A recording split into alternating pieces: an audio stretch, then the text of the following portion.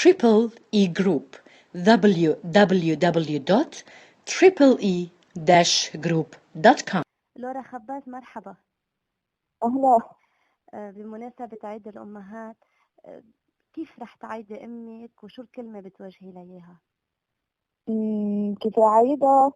إنه أكيد في هدايا إذا بدك مادية وإلها معنى معنوي، وأكيد في الهدية المعنوية يلي هي إنه عن جد نعرف قيمة الأم، وعن جد نقدر شو يعني أم. صحيح أنا مني أم، بس برأيي إنه كل بنت بتخلق موجود جواتها الأمومة، بتخلق مع الأمومة. يعني إن كان إن جابت ولد وما جابت ولد، في كتير أمات الله ما طعمهم ولاد بس هن أمات، وبركز وقول إنه هن أمات، لأنه مثل ما قلت كل امرأة بتخلق على وجه الأرض في جواتها أم، يا بتنميها يا بتقتلها. وياما في أمات عندهم أولاد بس هن ما بيمتوا لأي صلة بالأمومة. فبدي أعيد كل امرأة موجودة بالعالم، لأنه كل امرأة بالنسبة لها هي أم.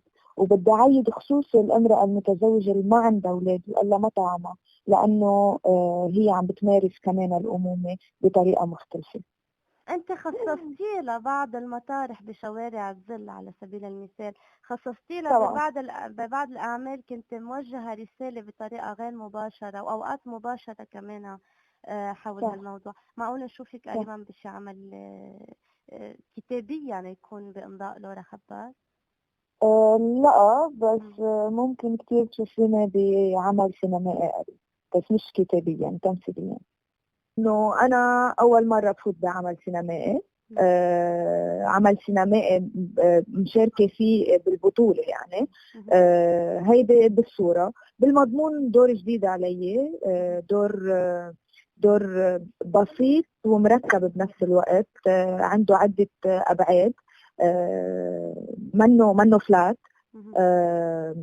فكل دور بينعمل بالنسبة لإلي قادر يضيف لي شيء جديد، بقول عليه دغري ايه، والا ما كنت شفتينا هالقد. انا طولت الغيبه من بعد شوارع الظل تقريبا لي سنتين، انا ما عم بشتغل تلفزيون، ما عم بشتغل شيء، مع انه كان عم ينعرض علي خصوصي بعد شوارع الظل ونجاح، انعرض علي كثير مسلسلات، بس ما بدي بقى اعمل ادوار ما بتضيف لي شيء. فمجرد انه قلت ايه على هذا الفيلم يعني الدور بضيف لي. Triple E Group www.triple-e-group.com.